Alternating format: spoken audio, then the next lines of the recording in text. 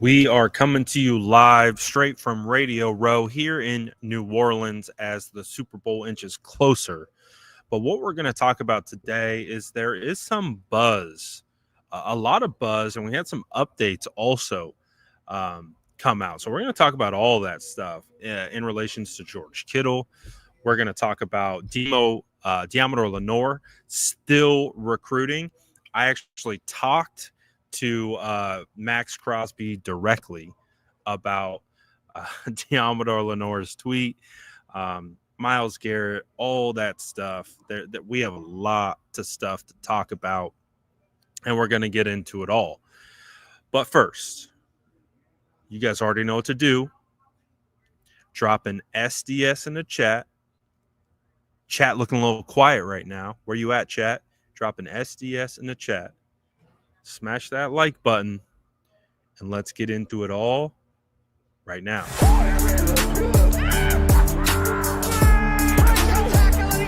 Smash that like button if you haven't already. Love to see it.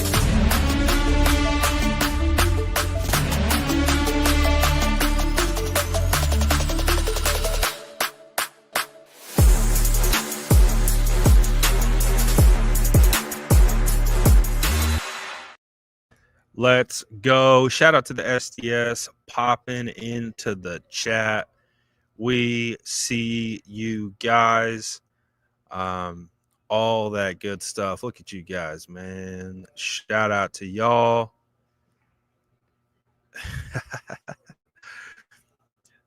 Chili says, not watching the award, Red. How can I watch it? I'm right here. I'm right here in New Orleans. And hey, I'm getting the alerts, but I appreciate all of you who are tapping in, even with the award show going on. A recap, I think Jaden Daniels won offensive rookie of the year, right? We had Saquon Barkley named offensive player of the year. So that's 2 years in a row. We've had a running back named as the offensive player of the year. Obviously, Christian McCaffrey the year before, and now Saquon Barkley. Does this mean the running back resurgence is upon us? I actually asked this question or talked to Bijan Robinson, Atlanta running back. First of all, phenomenal interview. But I kind of talked to him about the resurgence of Saquon Barkley and kind of the whole kind of shift in the narrative in regards to the running back position. It has definitely taken a bit of a downward trend, I would say, as over a couple of years. Running back has kind of been devalued, but it really does seem like it is taking a trend in the right direction. So I like it. Chili would be doing me Chili, keep dropping them. Keep dropping them. Tell me who has won in the chat. That's phenomenal. Jaden Daniels, offensive rookie of the year. Not one single at all. I think Jaden did prove to all of us that he is absolutely worthy and phenomenal. Offensive player of the year, Saquon Barkley, we just talked about. And comeback player of the year, Joe Burrow. Not exactly sure what did Joe Burrow come back from? Was he? I thought he played last year. I don't know. But anyways, let's talk about some of the stuff that is more pertinent to the San Francisco 49ers and everything that has been going on. Let's start off with the first guy that I talked to today. The first guy that I spoke to, was he the first? No, actually might be the second. I think the first guy that I spoke to today was actually Greg Cosell. I think Greg Cosell was my first interview of the day. Shout out to Greg, a legend in this game. One of the few like media guys who just really understands football. So I talked to Greg first, I believe. Great interview with him. I'm going to be posting these interviews to the channel and all of that stuff. So I've got a ton of interviews in the holster and content that you haven't even seen yet. So we'll get to that. But I also spoke to Max Crosby, and you may have seen this, you may have not. I don't know if the audio is going to come through or not, but I do have subtitles up, so we'll make do. My Sourdough Squad producers can help me out either way, but it's really hard to grab these guys sometimes. Like the really big Lenoir names. was tweeting at you this year. Do you have any reaction to that? No reaction. No reaction. So I was doing a walk and talk. That was about the best I was going to get, because these guys are, to give you an idea, you can maybe get a sense from behind me, is that you have all the big booths and the big shows lined up around the center of Radio Row.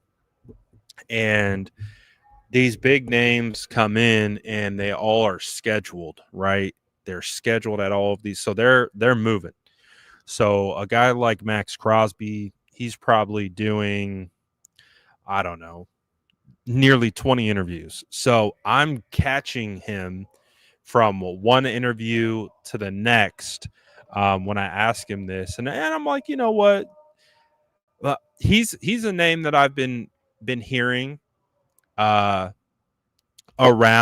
maybe the 49ers could have some interest in trading for him. I know the big name is Myles Garrett, but I've been hearing, as they say, Max Crosby's name floated around. And so when I saw him, I was like, well, I know exactly what I'm going to try to ask you. I would have loved an opportunity to actually talk with him for longer, but sometimes you just gotta go and hop right into it. Hey Max, Diamador Lenoir was tweeting at you this year. Do you have any reaction to that? No reaction. No. I mean, he does say no reaction, but I think that was a reaction. If you ask me, I mean, huge smile, by the way, when I mentioned Diamador Lenoir tweeting at him, and throws his head back and no reaction. Come on down, Max Crosby. Come on down. You know you want to. That's what I'm saying. I've seen enough too. I've seen enough. We've cracked the code. The body language doesn't lie.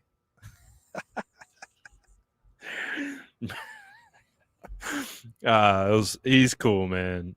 He's a cool dude. So shout out to Max. We'll see, man. We'll see. But kind of staying on the same situation, you both had Fred Warner and George Kittle. I think it was today and yesterday, talk about Myles Garrett, right? So it does sound like that there clearly is going to be one elite edge rusher. There might be multiple. We'll see. But I really do think if there are any available, that the 49ers should absolutely be in on it. And not because of, oh, well, it's a big name, so the 49ers should go after a big name. No, if you have been listening to me talk about the San Francisco 49ers for any extended period of time, you will know that I have been saying that the 49ers need to get another elite edge rusher. And I know it's asking a lot. I'm not saying that you just go to the edge rusher store and you just pick up, oh, look at that shiny elite edge rusher. Let me go and grab him. It's really hard to obtain these guys. It took the 49ers being number 2 in the draft order just to get Nick Bosa. So I'm not sitting here saying that it's just, why haven't the 49ers done this? That's not what I'm saying. But if you have the opportunity to do so, you have to do it. You have to do it. And again, I keep using the 2019 season as the case study. The San Francisco 49ers were 13-3 because, yes, of the entire team, but in huge part of 4 players: Nick Bosa, DeForest Buckner, Eric Armstead, and Dee Ford. That defensive line wrecked the league that season. And I really do think if you can kind of replicate that, get back to that, and continue to build that way, man, the 49ers would be really hard to stop. And especially with guys like Fred Warner, Diamond Lenoir, and all that stuff. Jared Verse won Defensive Rookie of the Year just now. And right on cue with what we're talking about, Jared Verse is phenomenal. I want a Jared Verse. I want that player on the opposite side of Nick Bosa. I told you guys this really early on in the season. The San Francisco 49ers played against the Rams in week 2. And I told you immediately, I'm like, guys, this Jared Verse dude is different. He, like, not only was I talking about this guy's clearly the best defensive lineman out of the rookie class, but I had made it, I had said it multiple times that, especially as the season progressed, I was like, I think Jared Verse is arguably already one of the best edge defenders. I had also said about midway through the season, I think after the 49ers had played the Rams a few times, 2 times already, I was like, I think Jared Verse is still the best edge player the 49ers have faced. And as the tape continued to progress all season, Jared Verse proved to be, in my opinion, probably the best edge player that they have faced all year, and he's a rookie. So Jared Verse is built different. He was absolutely phenomenal, and that's what I want. I want my version, our version of Jared Verse on the opposite side of Nick Bosa. So whether that's trading for a proven commodity, whether that's going into the draft and drafting someone, I don't know if there is a Jared Verse in this class, but the logic applies. And whether that's, again, you can find some really good interior defensive tackles.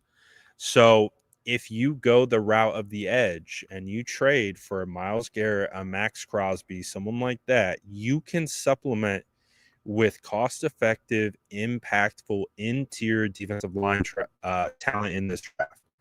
So that's what I'm saying, is that you have the opportunity to really dominate this league, and I'm hopeful that they do. I really am. So we'll see what happens. But obviously, Myles Garrett has been a topic of discussion. Absolutely. I think one of the bigger topics of discussion has been involving George Kittle. George Kittle discussed on K Adams, or Up and Adams with K Adams, that talks are happening in regards to a contract extension. This was also something that I've been talking about all season. It's actually been something I've been talking about for 2 years. And it's honestly something that has been a point of a little bit of anxiety, because I knew this day was coming. I knew that there was a day where the 49ers would have to make a decision. Are they going to extend George Kittle, let George Kittle play out the entirety of his contract, or trade George Kittle? Those are the options. So as you guys know, George is my guy, and so that's why it's always been at the front of my brain. And so it's really easy to see that when he only has 1 year left on that deal, and he's got a cap hit of 20 million plus, who we don't know what's going to happen, and we don't know how it's going to progress moving forward.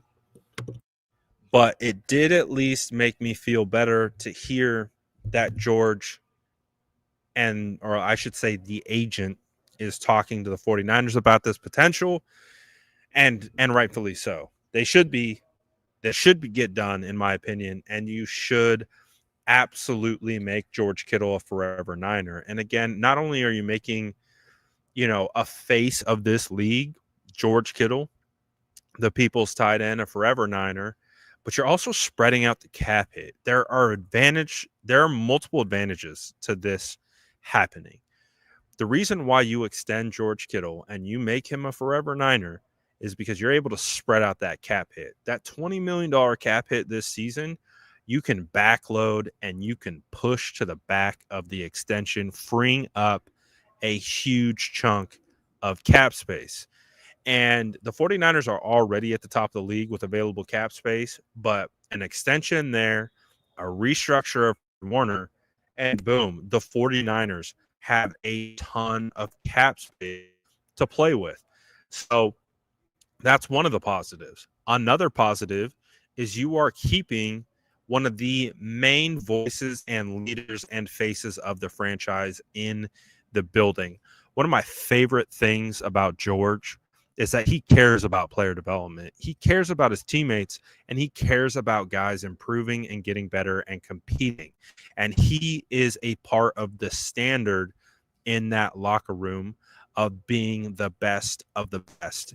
And so you go out, you draft that guy, or I should say you sign that guy, and you keep him around. I apologize. We are still here on Radio Row, and they have atrocious Wi-Fi. So I apologize in advance. Their Wi-Fi is not meant for streaming or any of those things. So again, we brought the McDonald's Wi-Fi with us from my home office to New Orleans. So I apologize. But I will have to say the highlight of the day for me was George Kittle coming over and saying, "What's up to your boy?" And I got to tell you the story of how this came down. So, actually, I see that George he's talking on a CBS radio station. And to understand the layout here on Radio Row, the CBS has 1, 2, 3, 4, 5, 6 different setups where they have multiple shows going at once.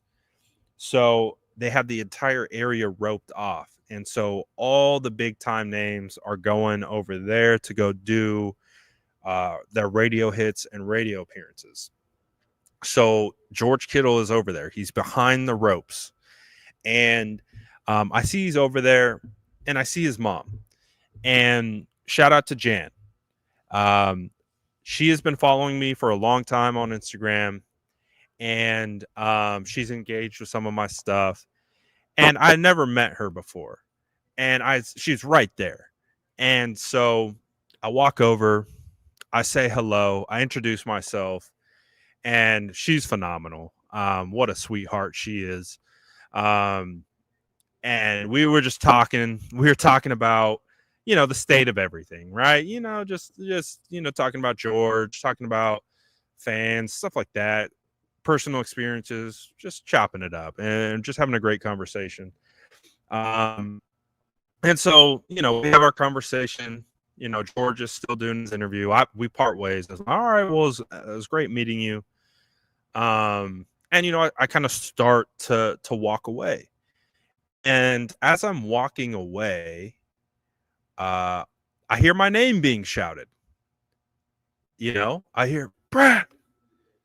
And I'm like, who is yelling at me right now? like who could be yelling at me? And of course, the person that was yelling at me was George. And so George had just gotten done with his radio hit, right? And so as I'm walking away, he's Brad, I'll show you the video. It was funny because I have my monopod and my cameras all set up, all ready to go. So when he started, when I realized, I'm like, oh, George is coming over. I hit my record button, and honestly, this made my entire week. Having George stop me, call my name, and then come over and say, "What's up, stud? What's good, brother? How you doing, man? Great to see you." So, I mean, come on, man. We all love George. He's called the people's tight end for a reason, and to kind of like have that happen where he's calling me, comes around the ropes, gives daps me up. I mean, people's tight end right there. And then not only that, having the opportunity to interview him, like, so this is how this went. I was like, oh, I appreciate it, man. What's up?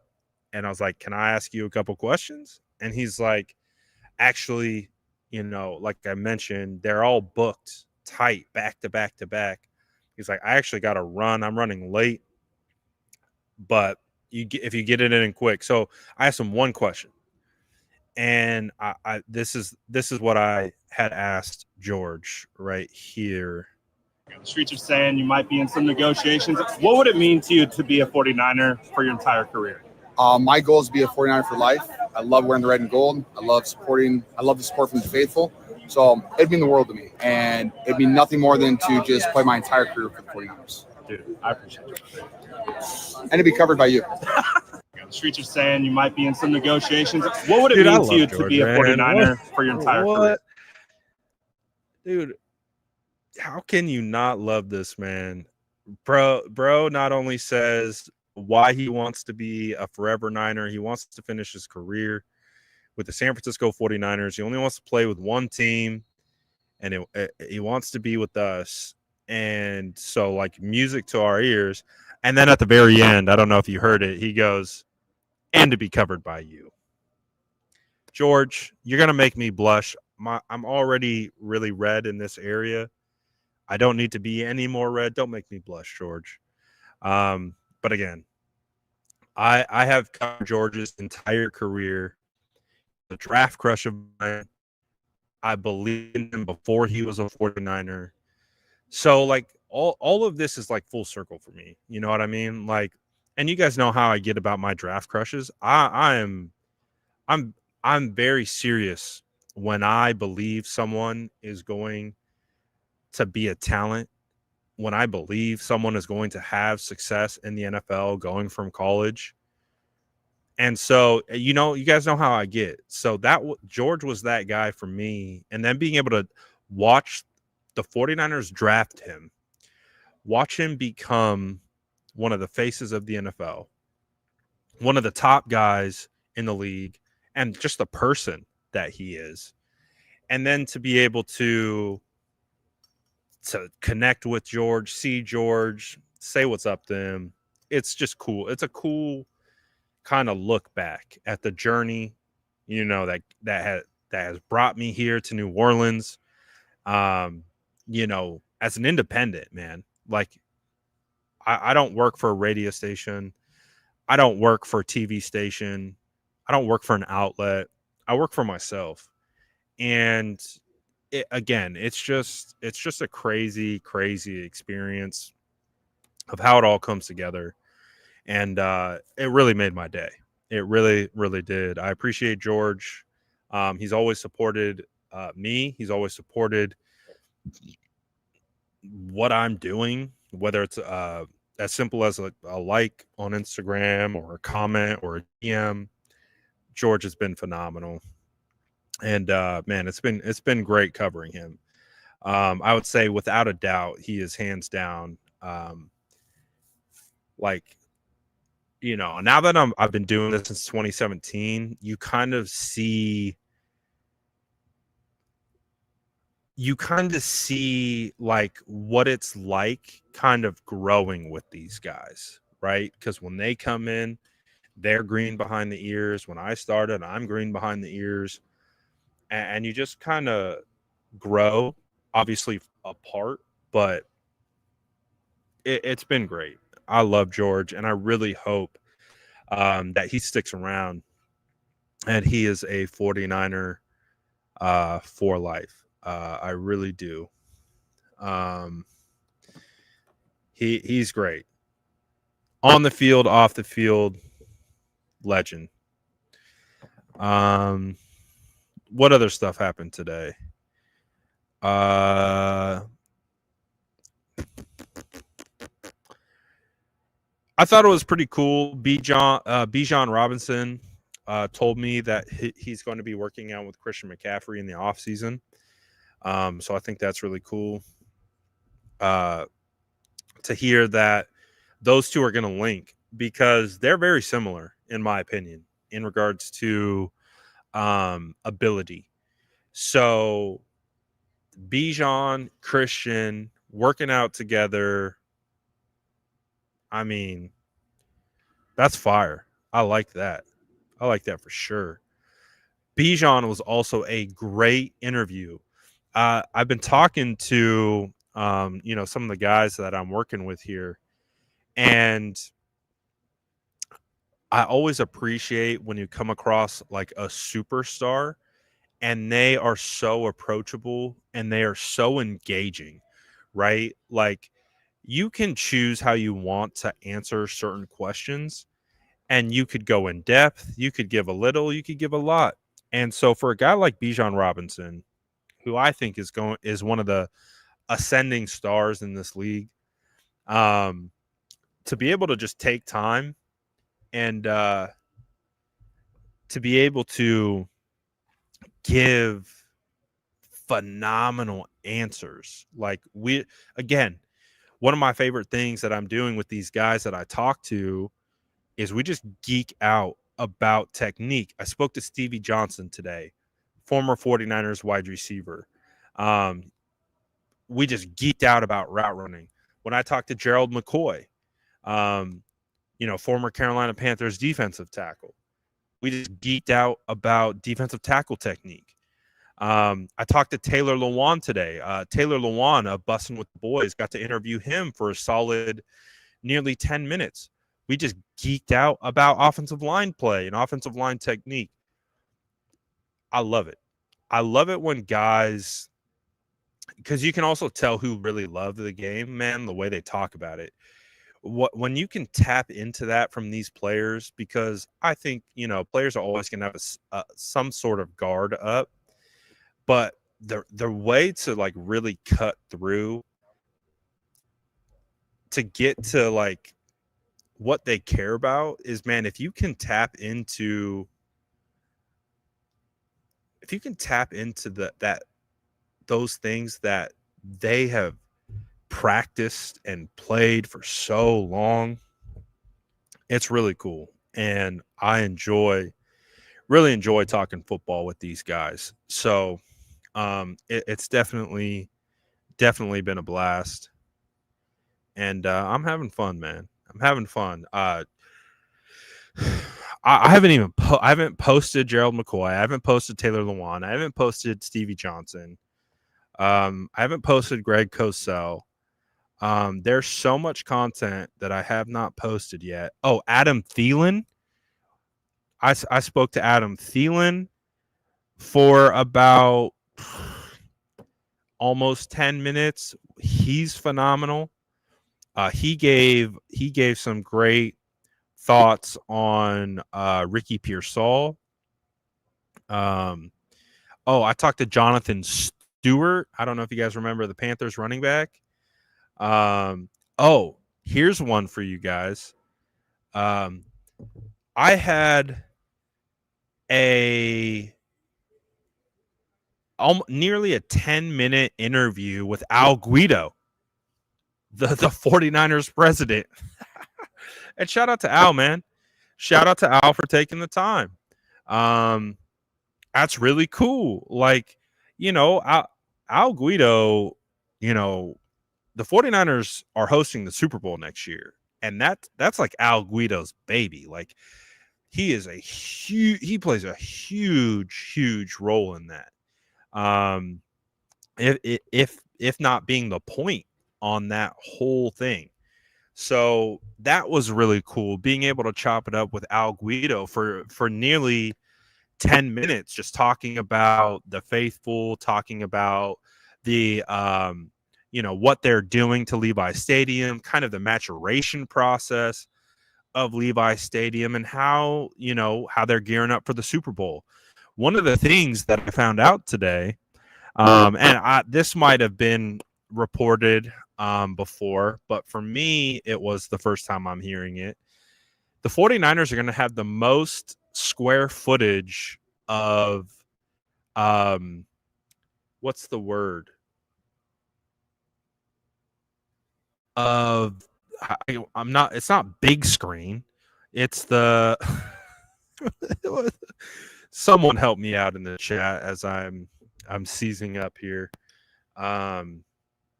Jumbotron. It's not the jumbo. Is it the Jumbotron? The massive LEDs. So the 49ers, after they redo, they're basically redoing all their Jumbotron. I guess that we're calling it. They're redoing everything. He's like, if you go to Levi Stadium right now, all that stuff is taken down. So he said, when we're all done, we're going to have the most square footage out of any stadium in the NFL. And I was like, because if you think about it, think of like Levi's South, SoFi Stadium, and their giant wraparound 360 Jumbotron, and they have screens on both sides and how much space that takes up. And I'm just like, what is that going to look like in Levi's? That's going to be crazy. So you're telling me you're going to have more monitor square footage area in Levi Stadium more than SoFi South or Levi South, the Atlanta Falcons Stadium. So I'm like, damn, that's crazy. So I'm excited to see what that's looking like. But yeah, talking to Al, great guy.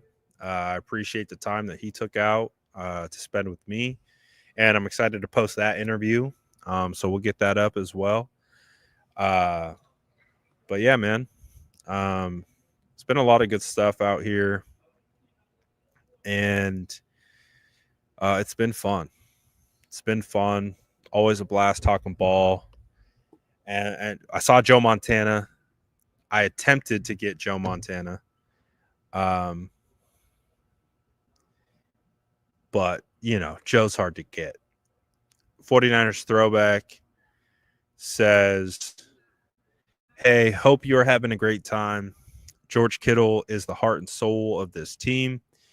Can you envision how many teams don't have their quarterback? Jerry Rice and T.O. spoke the truth about Brock Purdy. He's our guy. That reminds me, I also talked to Lee Steinberg. I don't know if you guys are familiar with who Lee Steinberg is. I actually have to check the audio to make sure it's usable. But Lee Steinberg is the super agent that they made the movie Jerry Maguire about. So everyone knows Jerry Maguire. So that movie's about him. He currently reps, like his biggest client is Patrick Mahomes.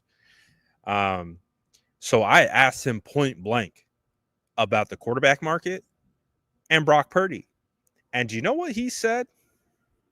Do you know what the most famous NFL sports agent who reps the biggest quarterback in the league said about Brock Purdy? He said, basically stating it as this: do you know how hard it is to find a starting quarterback in this league?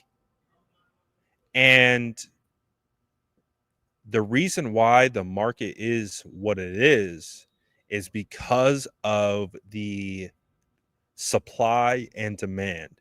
The demand is high, but the supply is low. And how many elite quarterbacks are there in the league? Maybe 5 is what he said. And so with a guy like Brock Purdy, while he might not be in that top 5 category, which I don't disagree with, I have said, and I said at the beginning of last year, I've never called Brock elite, and I won't call Brock elite. If I do, it's because he's earned it.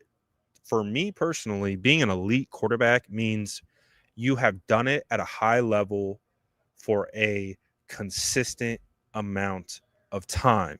And so for Brock, he hasn't even had that opportunity. He doesn't have that time on the job, time on task. He just has to do more. And so I won't ever reference Brock as elite, most likely until he's won a Super Bowl or 2.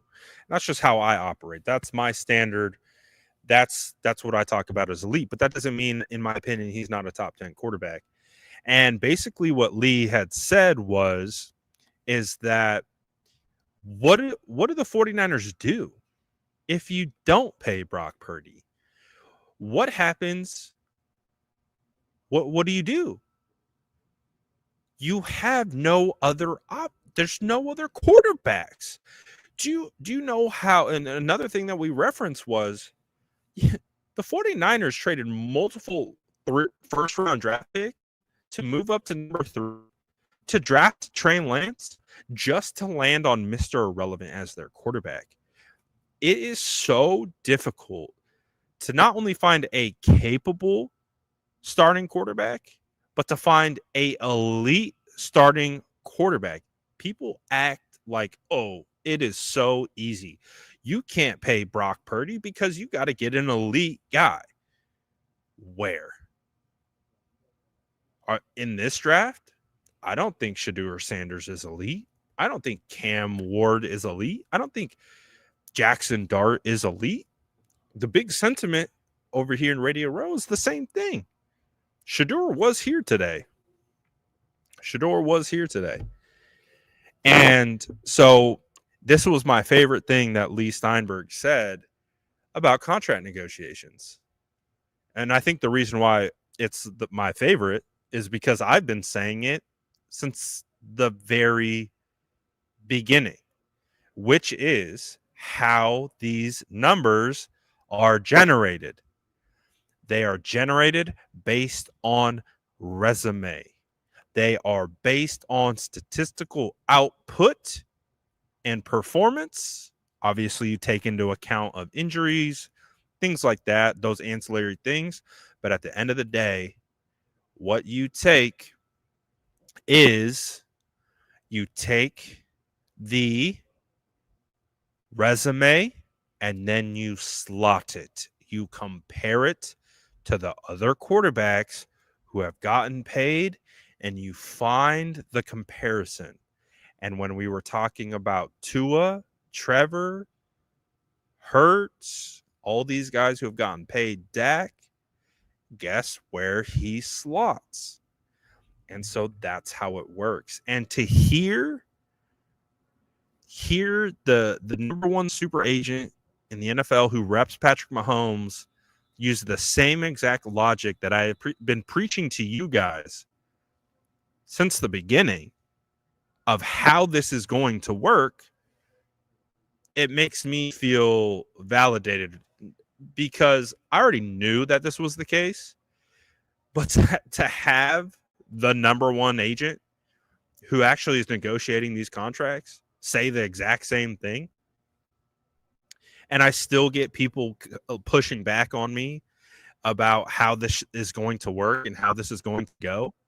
And it's like, that's fine if you want to live in a fairy tale land of make believe, but that's not how business is done in the NFL. And you can keep spouting off at the lip like Mike Florio, saying things that just you're saying things because in your head that's how business is done in the NFL, but it's not. So I feel that the way that I presented this information to you guys, I feel like the way that I have perceived and evaluated has just all been validated by the number one sports agent in the NFL. And I'm not someone to tell you I know anything about being a sports agent, but it's very important to understand the context of how these deals get done so you can accurately project them. I would much rather accurately project something than just tell you what makes you feel good. If it makes you feel good but I'm wrong, what am I gaining by that? Giving you temporary satisfaction by hearing what you want to hear just to be wrong in the end? It's not how it works. I'd rather tell you exactly how I feel about something and get it right. Be accurate about it. So I'm going to step off my high horse now. And I agree with Throwback. So off my high horse now.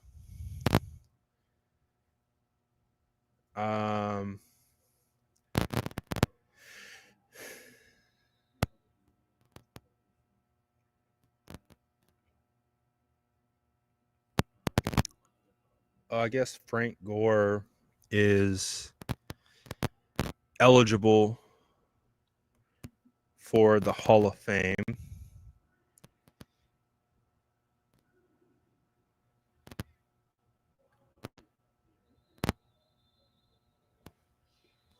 Des Bryant eligible for the Hall of Fame. Met Des Bryant today. Also phenomenal interview.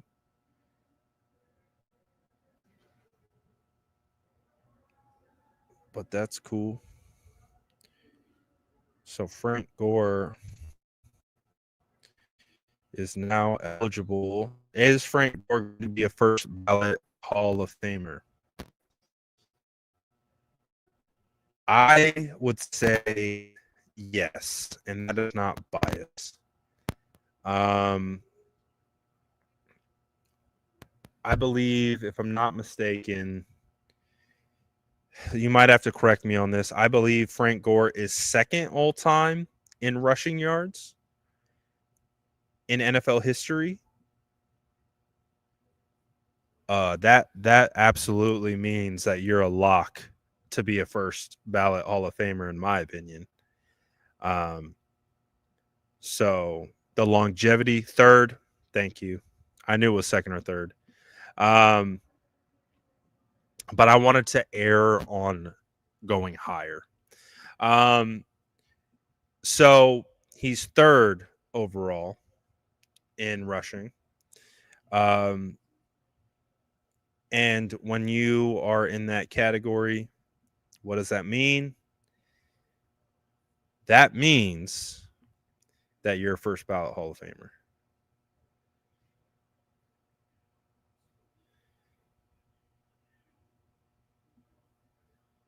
Former 49ers running back Frank Gore is officially eligible for the Hall of Fame per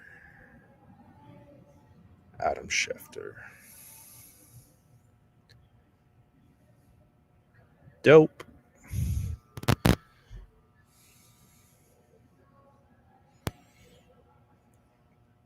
So good for Frank, man.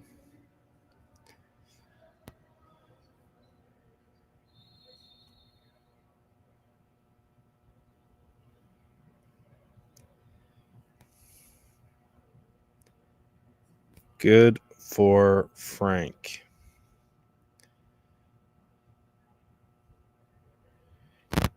Should Frank be a first ballot Hall of Famer?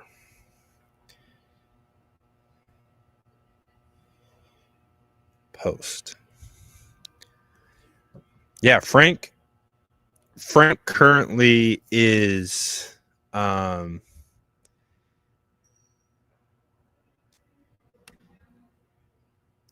he's currently working for the team right now. Absolutely.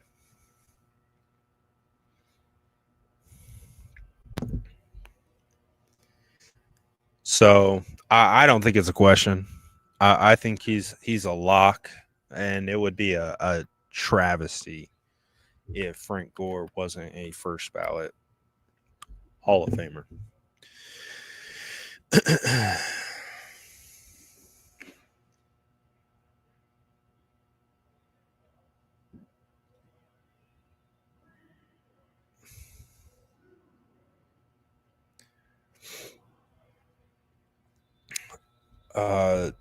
Does Mike Green remind me of Byron Young? No. Byron Young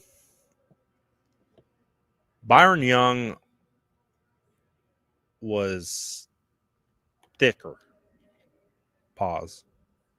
I feel like Mike is a little bit more twitched up, and I feel like Byron is better suited to hold up in the run game. I don't think it's I don't think it's like you're out of your mind kind of a comparison. But I think the twitch from Green is on another level from Byron. But we loved Byron coming out. But I really like Byron because I looked at him as like a strong 3-down type of edge player who had speed, but I wouldn't say was necessarily as twitched as Mike. Mike is pretty darn twitchy. I think Mike, and like I said, Mike strikes me as being a little bit slighter of a frame than Byron. But also, while saying that, it's not. I don't think it's like, oh, they're worlds apart. I'm not saying that. But when I watch Mike Green, I don't necessarily think of Byron, if I'm being honest. Jesse says, Brad, question, is covering the Super Bowl a lot less stressful without the Niners being in it? Well, 100%. 100%. It's the stress levels are day to day. One, because it's my second time. Two, because it was the Niners, I was like a madman when it came to getting interviews and posting interviews. I mean, there are probably still interviews that I got from the Super Bowl last year that I haven't posted, just because I got so many. I talked to so many different players. I talked to Bosa. I talked to Brock, Kittle, Trent, Ayuk, Debo, Eric Armstead, Hargrave, Feliciano, Talanoa, and not just once, multiple times on a lot of those guys. I talked to I don't know, there's more. And then I'm trying to think who else. And that's just on the team. And I talked to Luke Kuechly. I talked to Patrick Willis, Pat Surtain, Rich Gannon, Rod Woodson, the list goes on and on and on. Yeah. But I would say, because I'm not like, I'm hunting for quality interviews, but it's not to the same level. It's definitely a little bit less stressful than last year. And I would say also too, the difference is I haven't gone to the team hotel for those in-person interviews with the players. So I've just been hanging out at Radio Row, and so I would go to Radio Row, get those interviews, then I would get on a bus and go to the team hotel that was like 20 minutes away, interview all those people, then come back to Radio Row. So yeah, it's the stress levels are much different for sure. What do I think of Jimmy Butler to the Warriors? I don't love it, but I don't hate it. I think it's a solid trade. I don't think it's a great trade. I think it's solid. I mean, you get. What I love about it is that Butler's 5, and then they had to sign him to a 2-year extension. But I'm also not going to sit here and pretend like I know what the hell is going on right now with basketball. I'm so locked in to 49ers football that it takes up all my sports energy. I spend so many hours a day working on 49ers content that I wouldn't have a family if I followed the Golden State Warriors. You know what I mean? So I still like the Warriors. I definitely don't watch them as religiously as I used to.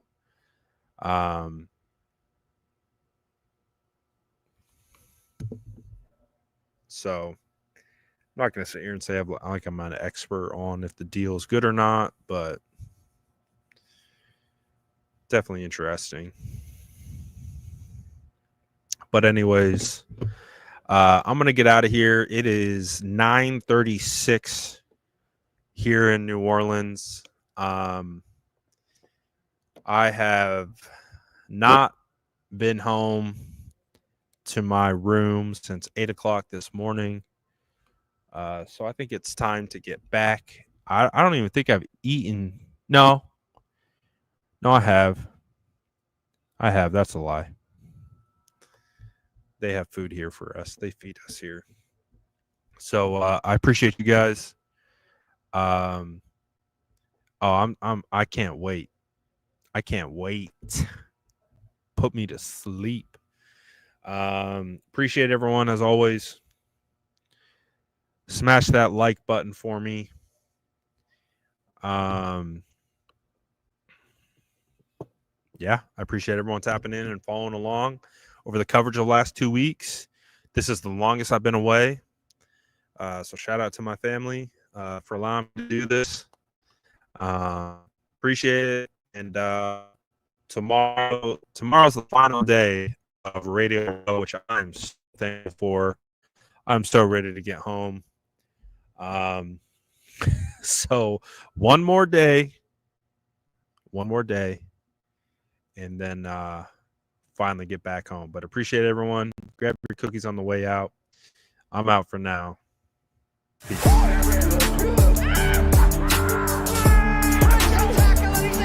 Smash that like button if you haven't already. Love to